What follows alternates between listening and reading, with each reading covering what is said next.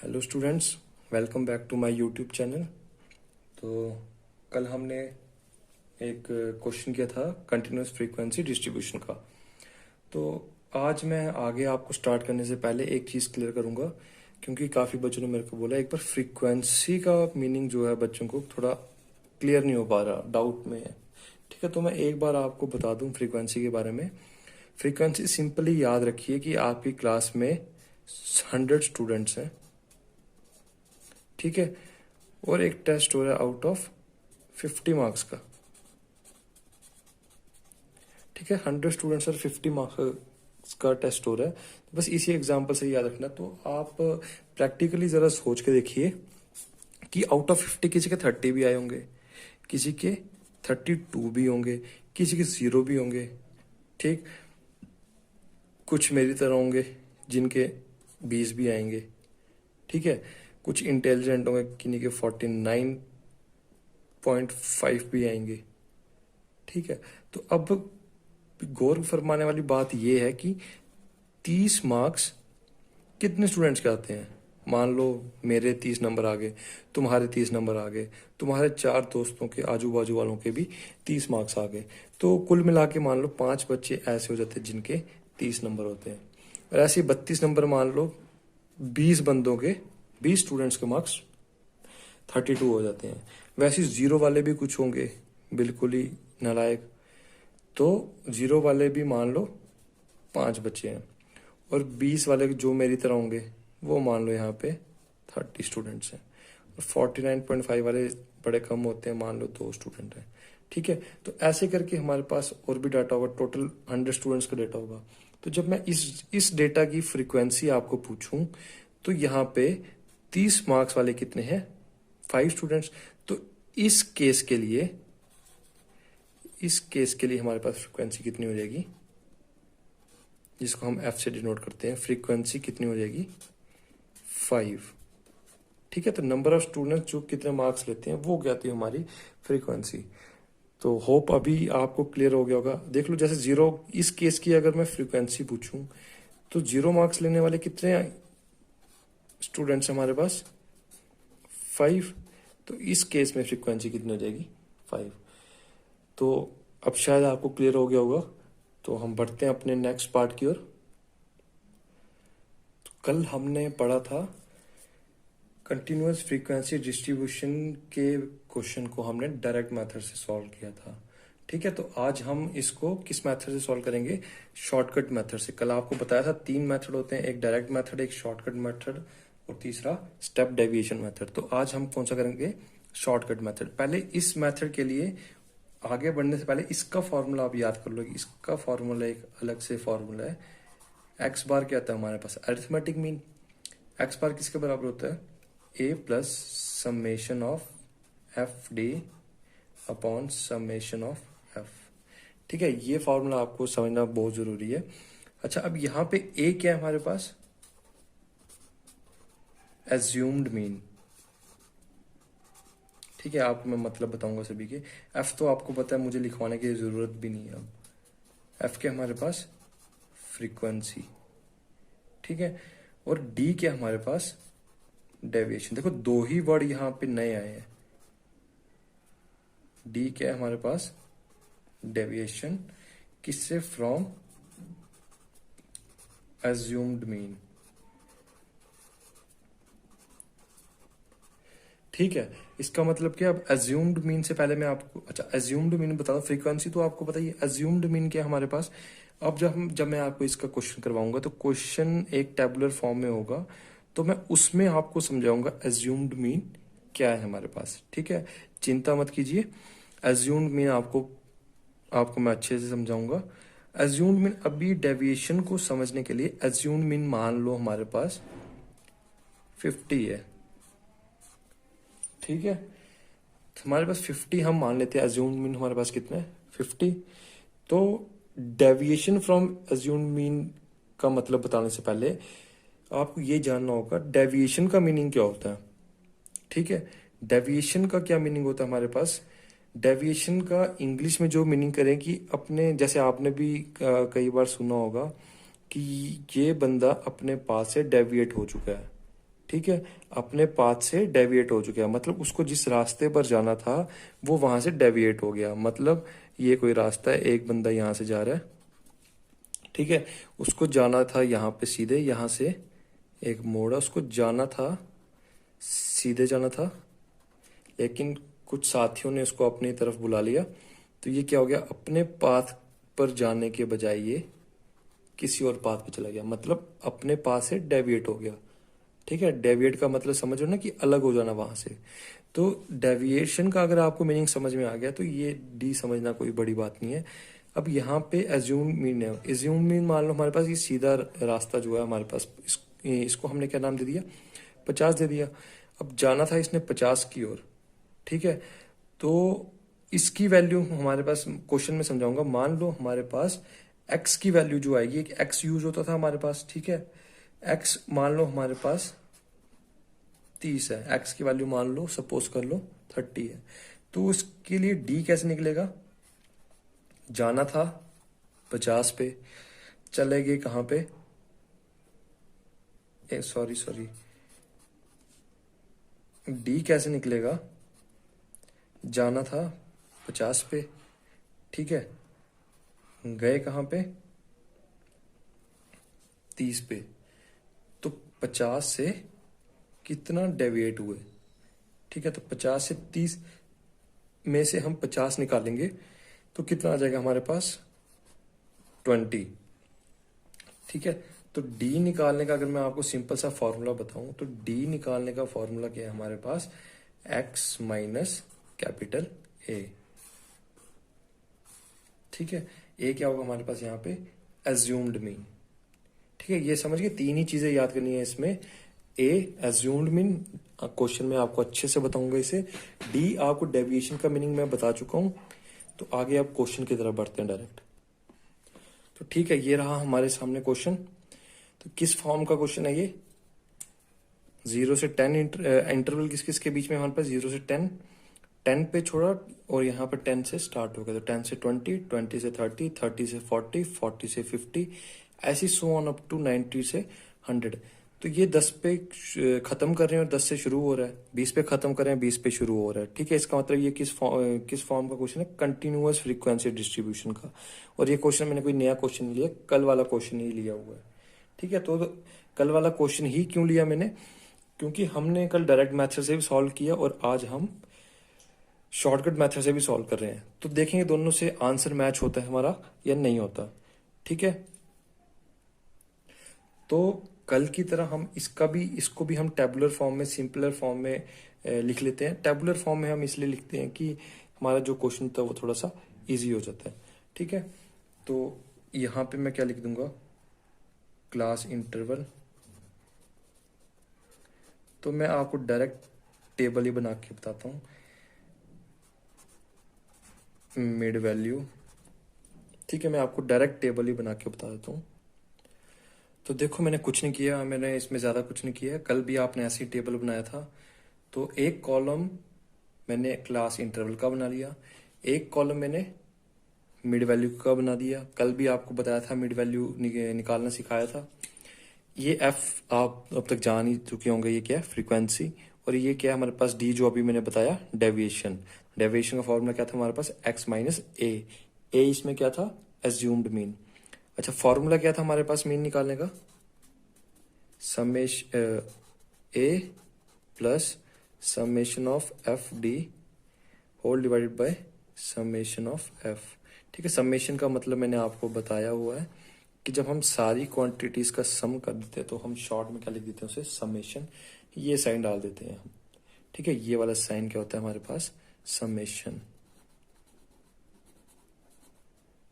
SUMMATION, ठीक है। Students मैं आपको बहुत धीरे धीरे पढ़ा रहा हूँ, इसलिए जो वीडियो है थोड़ी लंबी हो सकती है। देखो जल्दी पढ़ाने का कोई फायदा भी नहीं है कि अगर आपको समझ में नहीं आए और मैं आगे ऐसे ही भागता रहूँ तो उसका कोई फायदा भी नहीं है।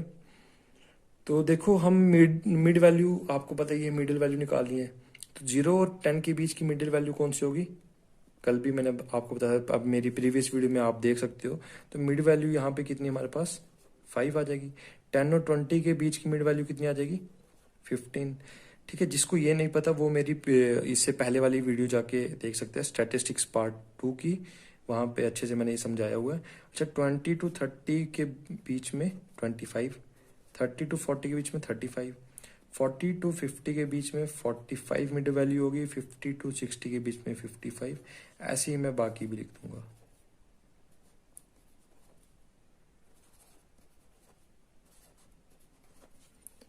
ठीक है, फ्रीक्वेंसी हमें गिवन है, तो डायरेक्ट हम यहाँ पे फ्रीक्वेंसी लिख देंगे। पहले इंटरवल के लिए 15 है, ऐसे ही बाकी दूसरे इंटरवल के लिए 7 है, तीसरे इंटरवल के लिए 6 है। ऐसे में बाकी की फ्रीक्वेंसी लिख दूंगा। देखो स्टूडेंट्स, अगर आपको मेरी वीडियोस में पढ़ाया हुआ समझ आ रहा है तो सब्सक्राइब करना ना भूलें, ताकि मैं और ऐसी वीडियोस आपके लिए ला सकूं। ठीक है, अगर आपको बेनिफिट मिल रहा है इन वीडियो से तो आप ज़रूर सब्सक्राइब करें। अगर आप कुछ और चाहते हैं कि इसमें कुछ और एडिशन वगैरह की जाए, तब भी आप कमेंट करके मुझे बता सकते हैं। ठीक है, तो दोबारा क्वेश्चन पे आते हैं हम। यहाँ पे फ्रीक्वेंसी लिख दी हमने, तो डेविएशन निकालने का मैंने बताया था। अच्छा, इससे डेविएशन निकालने से पहले मुझे एक्स और ए चाहिए, दो चीजें चाहिए मुझे डेविएशन निकालने के लिए। लेकिन एक्स तो मेरे पास है, ठीक है, एक्स मेरे पास है, लेकिन ए एज्यूम्ड मीन मैंने आपको पहले बताया था कि मैं बता दूंगा आपको जब क्वेश्चन कराऊंगा, तब मैं आपको बताऊंगा एज्यूम्ड मीन क्या होता है। देखो एज्यूम्ड का क्या मतलब होता है, ए क्या मेरे पास एज्यूम्ड मीन, ठीक है। एज्यूम का क्या मतलब होता है, किया होगा आज तक 10th के मैथ में भी किया, late us assume that, late us assume this, late us assume that. तो एज्यूम का क्या मतलब होता है कि हम खुद से सिर्फ सोचते हैं उसको, कि हम इसको एज्यूम करके देखते हैं, क्या पता ये सही हो या ना हो। ठीक है, एज्यूम करने का मतलब क्या होता है कि सिर्फ सोचते हैं हम मन में कि क्या पता ये वैल्यू हो भी सकती है और नहीं भी हो सकती है। तो यहाँ भी कुछ एज्यूम हमेशा खुद से किया जाता है। ठीक है, तो एज्यूम हम खुद से करेंगे। अब एज्यूम मतलब, अब एज्यूम मीन करना है हमने, हम मान लेते 5 से 95, 5 से 95 के बीच में हमारे पास क्या है, एक्स की वैल्यू है, मिड वैल्यू है। ठीक है, तो हम मीन क्या करेंगे, एज्यूम करेंगे खुद से, कितना भी कर सकते हैं। ठीक है, 5, 15, 25, 24, इसके 5 और 95 के बीच में हम कितना भी मीन को एज्यूम कर सकते हैं। ठीक है, तो मैं आपको बता दूं, आप मीन को कैसे एज्यूम करोगे कि कोई मिडल वाली वैल्यू सेलेक्ट करोगे, जैसे ना ज्यादा यहाँ पे और ना ज्यादा यहाँ पे। ठीक है, एज्यूम करने कोई भी कर सकते हैं, ये भी कर सकते हो, ये भी कर सकते हो। मैं इसलिए बोल रहा हूँ कि ये नहीं करोगे क्योंकि जब इसे आप सॉल्व करने पे आओगे तो डिफरेंस ज्यादा हो जाएगा। तो सिर्फ कैलकुलेशन में मिस्टेक, आपको कैलकुलेशन थोड़ी सी लेंथी हो जाएगी और कोई फर्क नहीं पड़ेगा। ये लो उससे कोई फर्क नहीं पड़ता है, जबकि 15 है, कुछ भी ले लो, कोई फर्क नहीं पड़ेगा उससे। बस कैलकुलेशन थोड़ी सी इजी करने के लिए मैं आपको एक ट्रिक सी बता रहा हूँ कि जो मिडल वैल्यू होगी आप आप इन तीन के बीच में ले सकते हैं। ठीक है, तो मैं यहाँ पर जो मैं खुद अपने एज्यूम वैल्यू लेता हूँ वो मैं कितनी ले लेता हूँ, यहाँ पर 55 कर लेता हूँ। ठीक है, मैं कितनी एज्यूम मीन कितना ले लेता हूँ, let us assume our mean is 55। ठीक है, तो अब कुछ नहीं करना, आपको डी निकालना है। तो डी के लिए क्या करना पड़ेगा, एक्स माइनस ए। तो पहली वैल्यू में देखिए कि एक्स कितना है हमारे पास 5, ए सबके लिए सेम रहेगा, तो ए कितना है मेरे पास 55। तो यहाँ पे डी कितना निकल के आएगा, 5 में से 55 माइनस करोगे तो कितना आएगा हमारे पास -50। ठीक है, ऐसे ही दूसरे पोर्शन के लिए एक्स कितना है हमारे पास 15। ठीक है, तो ए कितना है हमारे पास, ए सेम रहेगा 55। तो 15 में से 55 गए तो कितना आएगा, माइनस करेंगे हम, सब्ट्रैक्ट करेंगे तो 40 आ जाएगा। यहाँ पर भी 25 में से 55 अगर हम कैंसिल कर दें तो मेरे पास कितना आ जाएगा -30। इसलिए मैं बोल रहा था अगर यहाँ पे आप 5 लेते या कुछ तो आगे आगे वैल्यूज बढ़ जानी थी, 3 डिजिट तक वैल्यूज जा सकती थी। ठीक है, इसलिए मैंने आपको बोला कोई मिडिल वैल्यू सेलेक्ट कर लो, थोड़ा सा कैलकुलेशन में इजी रहेगा। अब इसके लिए क्या आ जाएगा, 35 माइनस 55 कितना होगा ये, -20। वैसे ये कितना होगा, 45 माइनस 55 -10। इधर कितना हो जाएगा, 55 माइनस 55 इक्वल्स टू 0। 55 में से 50 निकाल दे तो 0 रहेंगे। अच्छा, इसके बाद हमारे पास 65 में से अगर हम 55 निकाल दें तो ये कितना रहता है हमारे पास, 10। वैसे ही 75 में से 55 निकालोगे तो 20, 85 में से 55 निकालोगे तो 30, 95 में से 55 निकालोगे तो 40। ठीक है, अब देखो स्टूडेंट्स, हमने क्या करना है, नेक्स्ट स्टेप क्या हमारा, लास्ट स्टेप। ठीक है, हम अपने आंसर के बहुत ही करीब पहुंच गए। तो f इंटू डी सिंपल सा क्या करना है, मल्टीप्लाई करना है फ्रीक्वेंसी को किसके साथ, डेविएशन के साथ। ठीक है, तो यहाँ पे f पहले केस के लिए f कितना है, 15। ठीक है, और d कितना है हमारे पास, -55। ठीक, तो 15 इंटू 55। ठीक है, यहाँ पे मैं रफ वर्क कर रहा हूँ, 15 इंटू -50, तो ये कितना आ जाएगा, 15 0 0, 15 5 75। तो ये कितना आ गया मेरे पास, 750 -750। ठीक है, माइनस साइन को कभी नहीं भूलें, अगर भूल गए तो एग्जामिनर भी मार्क्स देना भूल जाएगा, इसलिए। अच्छा, नेक्स्ट क्या होगा, 7 इंटू -40, तो ये कितना आ जाएगा, 7 2 -280, तो ये कितना आ जाएगा, -2/80। तो अब नेक्स्ट देख लीजिए, 60 इंटू 30, ये कितना हो जाएगा, -180। ये 2 इंटू -20 -40, 13 इंटू -10 -130। देखो कैलसी की जरूरत नहीं पड़ रही यहाँ पे। 5 into 0 0, 4 into 10 40, 3 into 20 60, 3 into 30 90, 2 into 40 80। ठीक है, माइनस साइन यहाँ पे जैसे जैसे हम नीचे की तरफ बढ़े, माइनस साइन हमारा घटता गया। ठीक है, यहाँ तक कोई दिक्कत हो तो आप बता सकते हो कमेंट सेक्शन में, मैं दोबारा आप कोशिश करूंगा ये पढ़ाने की। अब देखो एफ डी हमारे पास नहीं, फॉर्मूला में हमें क्या क्या चाहिए। ठीक है, फॉर्मूला में हमें क्या चाहिए, एक एफ डी चाहिए सभी का, हर केस में का एफ डी चाहिए, वो जो हमने निकाल दिया। ठीक है, समेशन ऑफ एफ चाहिए, समेशन ऑफ एफ हमारे पास यहाँ से आ जाएगा, मतलब यहाँ पे हम थोड़ा सा यहाँ कर दूं मैं, समेशन ऑफ एफ निकल जाएगा। वो कैसे निकलेगा, चलो मैं आपको यहाँ पे बता देता हूँ। देखो मैं यहाँ पे समेशन एफ निकालना सिखा रहा हूँ। समेशन एफ कैसे निकलेगा, ये जो फ्रीक्वेंसी की जितनी वैल्यूज हैं इनको सम कर देंगे, मतलब 15 + 7 + 6 + 2 + 13 + 5 + 4 + 3 + 3 + 2। तो इसको आप कैलकुलेट कर लो, ये कितना आएगा, कैलसी पे करके देख लेना, 60 आ जाएगा। ठीक है, तो समेशन एफ की वैल्यू मेरे पास कितनी आ जाएगी, 60। ठीक है, ठीक है, तो अब और क्या चाहिए हमें, summation of f into D.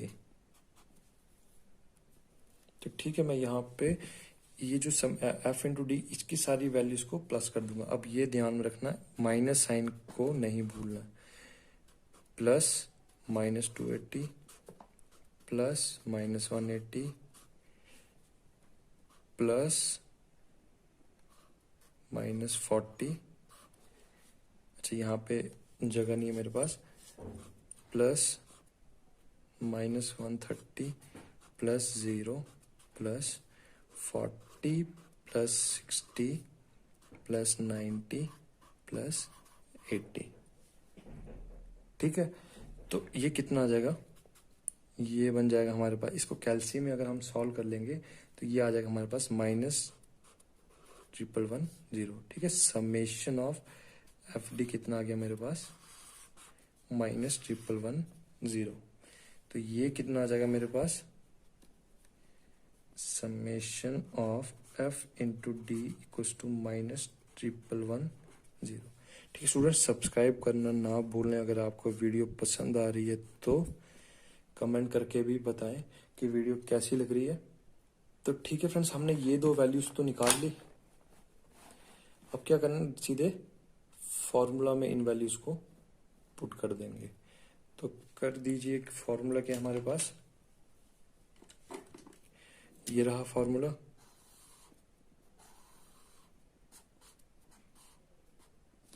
ठीक है, एक्स बार किसके बराबर हो जाएगा हमारे पास, यहां पे लिख देता हूं मैं, एक्स बार किसके बराबर होगा, ये होगा मेरे पास ए कितना है मेरे पास 55, क्या था assume mean, plus summation of f D कितना आ गया हमारे पास -1110।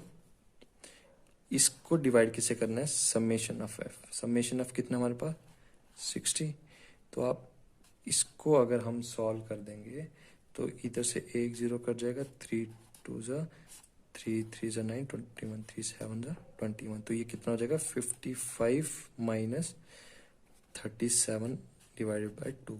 तो आप इसको कैल्शियम में सॉल्व कर लोगे तो ये एक्स बार कितना आएगा हमारे पास 36.5।